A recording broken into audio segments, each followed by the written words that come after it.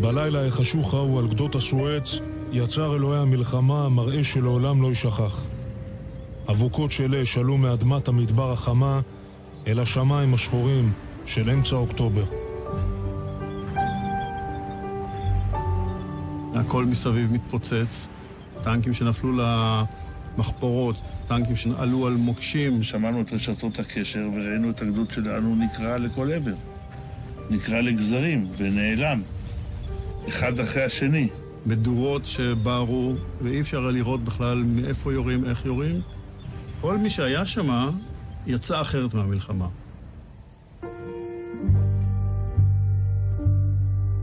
עשרה ימים לפני כן, בערב יום הכיפורים, הגיע שלמה בריילובסקי, שלוימיק, מפקד מחלקה בשריון, לחופשת חג בבית אחותו כרמית ובעלה יובב, בראשון לציון. היות והוא היה אצלנו בבית, יום הכיפורים הזה הפך ליום שמח.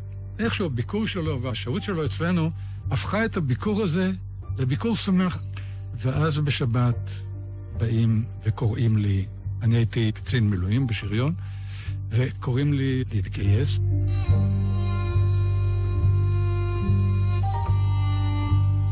כרמית ממהרת לדחוס כל מה שרק אפשר לתוך תיק המילואים של בעלה, והם יוצאים יחד לנקודת האיסוף שבה אמור היה יובב להתייצב בראשון לציון. כשהיא שבה הביתה, מתברר לה שגם אחיה הקטן, שלוימיק, יצא למלחמה. שלוימיק פשוט הבין שהוא צריך ללכת, ולא חיכה שיקראו לו, הוא רץ מהר. ימי הראשונים של מלחמת יום הכיפורים היו סלחניים דווקא כלפי חיילי המילואים של פלוגה ב' בגדוד 407 של השריון. מפקד הפלוגה היה סרן גדעון גלעדי, קיבוצניק מאשדות יעקב. במקור הוא היה צנחן, אלא שלאחר נפילת אחיו הצעיר, השריונר, בקרבות ששת הימים, הוא החליט להצטרף לשריון. לצידו עמד כמעט תמיד מפקד מחלקה 3, סגן משנה שלמה בריילובסקי, שלוימיק.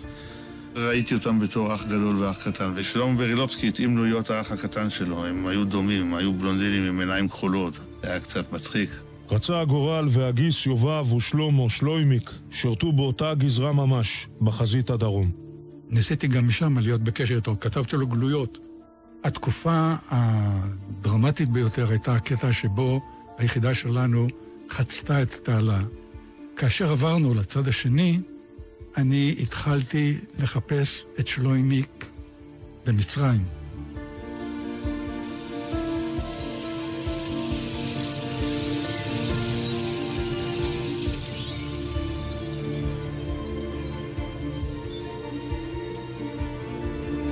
ביומה העשירי של המלחמה מצאו עצמם המ"פ גדעון גלעדי והמ"מ שלוימיק בריילובסקי 5 קילומטרים מהסואץ. מפקדים על 5 טנקים במבצע לפתיחת צירים בתוך מערכת ענק שנראתה אז דמיונית כמעט. לצלוח את התעלה ולהכריע את המלחמה בחזית הדרום. הפקודה הייתה ברורה, להגיע אל הפינה הצפונית העליונה של האגם המר הגדול ולהקים שם ראש גשר. הקלטות רשת הקשר החטיבתית מתעדות בשפה עניינית את התקדשות הדמים הגדולה על גדות התעלה. אני חושב שרוצים להיכנס לפי התוכנית שמאלה לכיוון המעוז, שלא ייכנסו, יש בפנייה מערב עבור. ככל שהתקרבנו התחיל ירי וירו אלינו סגרים, זה טיל מונחה עם חוט, וכל החיר שלהם היו מצוידים בסגרים, ומי שהגיע לצומת נפגע. כאן 10 של נפרד, אם יש לך כלים פגועים שם, כדאי שידעו עבור. בשלב די מוקדם מדרדר הטנק של גדעון גלעדי לתהום, והוא מצליח לעבור איכשהו לפקד הלוחמיו מתוך טנק 3 של חברו שלוימיק. גדעון גלעדי היה לו את הפקודה, ולמרות שאי אפשר היה לעשות את זה, הוא המשיך והמשיך. וברשת הקשר החטיבתית אפשר לשמוע אותו, הוא עבד מול המח"ט. איך הוא נדנד לו, והוא דרש סיוע ארטילרי, הוא אמר לו, אני עם 5 טנקים, אני עובר את הצומת עוד פעם אחת, הוא וברילובסקי היו ביחד, באותו טנק, אחד ליד השני. 20 טנק בסין עבור. טן 20 רות עבור. תן לי עוד יחידת אש מצד שני של לקסיקון טרטור. 200 מטר מצד שני, גם משם יורים לשמלים עבור.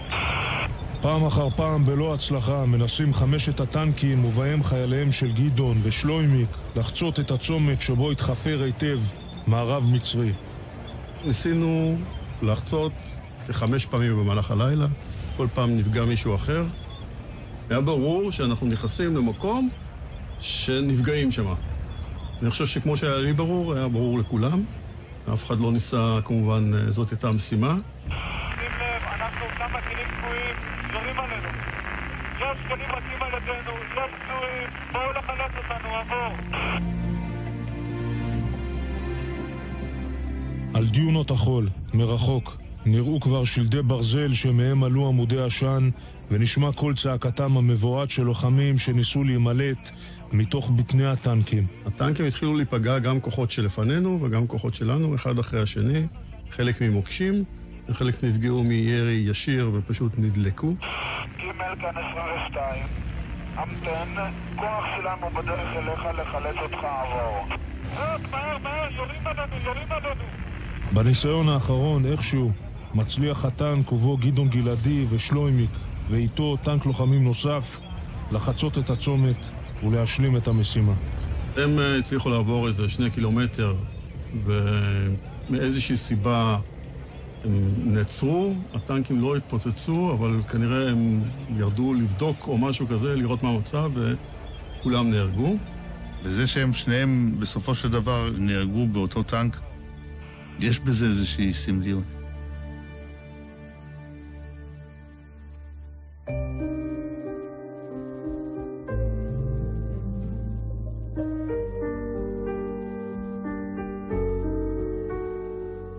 התחלתי לחפש את שלוימיק כמו משוגע. אני ממש הייתי אחוז תזזית. הייתי מוכרח לברר מה קורה עם שלוימיק, כי לא ידעו עליו שום דבר.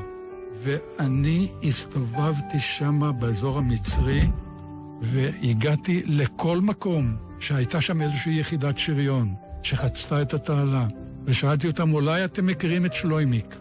באיזה יחידה אתם? איפה הייתם? מה אתם יודעים על שלוימיק? אף אחד לא ידע לומר מילה על שלוימיק, וזה שהגיע אותי.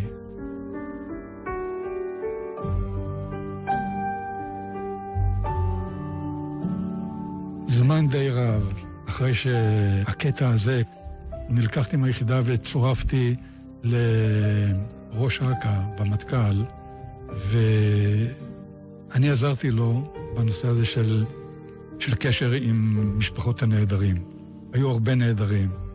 ואז יום אחד הזמינו אותי למשרד של מי שמתעסק בנושא הזה, וביקשו ממני לזהות צילומים שמהם היה לי ברור ששלוימיק איננו יותר, ששלוימיק נהרג.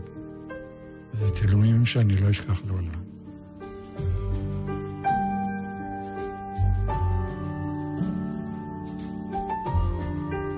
הילד הזה היה ילד שמטפס על העצים, משהו יותר גבוה, ילד שצולל למים, משהו יותר עמוק, ילד שמשחק כדורגל, משהו יותר מהר, וילד שכותב שירים, משהו יותר כמוס.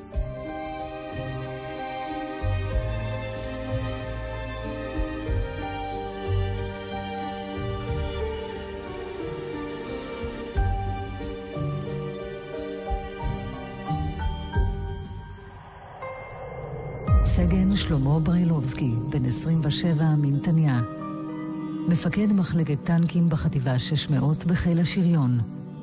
נפל ביומה ה-11 של מלחמת יום הכיפורים, ב-16 באוקטובר 1973, בקרב הדמים בציר טרטור לקסיקון בחזית סיני. נטמן בבית העלמין הצבאי בנתניה. בעזבונו נמצאו שירים שכתב.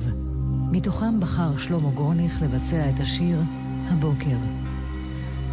כשהוצע לי להשתתף בפרויקט, מיד נכנסתי לרצינות ולקדרות שבבסיס כל העניין, שזה בעצם להלחין שיר של חייל שנפל, שאיננו עוד.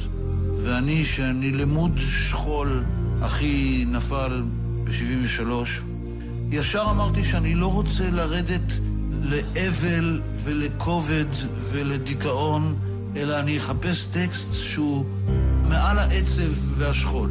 ואחרי שחיפשתי כל כך הרבה, פתאום ראיתי על דף זה 6 שורות ולא יותר, שישר שכנעו אותי.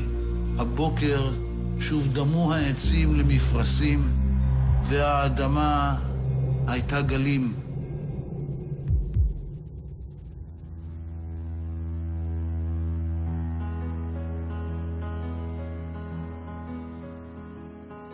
הבוקר שוב דמו העצים למפרשים,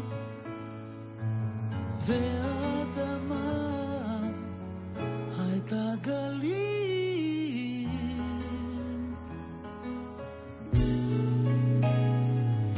הבוקר שוב דמו העצים למפרשים, והאדמה הייתה גלים.